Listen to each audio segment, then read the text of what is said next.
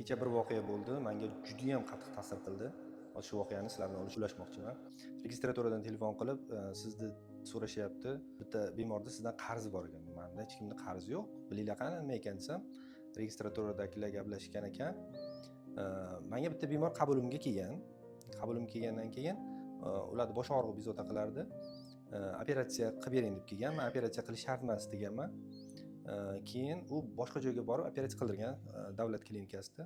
Va operatsiya qildirgandan keyin 2 oy o'tdimi, 1 oy o'tgandan keyin u bemor yana menga kelyapti. Bosh og'rig'im to'xtamadi. Keyin men u bemorga aytdim, men sizga aytdim-ku, men operatsiya qildiring deb aytmadim sizga, balkim o'zim ham operatsiya qilmadim sizga. Endi bosh og'rig'i qolmagan bo'lsa, nevropatolog ko'rinatsam, bo'lmasa konsultatsiya pulini qaytarib bering dedi. Keyin men u bemorga aytdim, konsultatsiya bu bizning vaqtimiz uchun, bilimimiz uchun to'langan pul. Men sizga 20 minut vaqtim sarfladim. Dedim, yo'q, pulni qaytarib berasiz debdi. Keyin kassaga aytdim, qaytarib bera qolinglar dedim. Norozi bo'lib ketmasin bemor dedim. Keyin bemor ketdi. Endi nima bo'pti? U bemor yaqinda o'zidan o'zi burnidan qon keta boshlagan, og'ir ahvolga tushgan va shu davlat klinikasiga borib yotqizilgan va menimcha bemorda o'lim talvasasi bo'lgan, ya'ni qo'rqib qolgan o'zidan, jonidan va shuning uchun birinchi xayoliga kelgan narsa menimcha shu bo'lgan. U tanishiga aytibdi-ku, shu doktor mendan norozi bo'luvdi. Topingda shuni rozi qiling deb aytibdi ekan.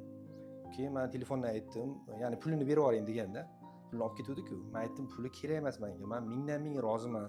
O'sha kuni ham aytganman, qaytarib beringlar, norozi bo'lsa deb aytganman deb aytib yubordim. Endi nima demoqchiman? Odamni agar ichida ming puldan qizg'onib turgan bo'lsa ham, ichida baribir o'ylaganda, men noto'g'ri ish qildim deb o'ylagan.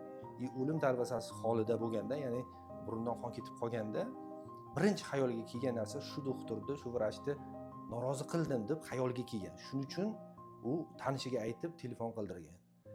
Bundan xulosa qilib nima qilsak bo'ladi? Hammamizdan bir kun ajal kutib turibdi. Hammamizdan bir kun u dunyoga ketadigan odammiz.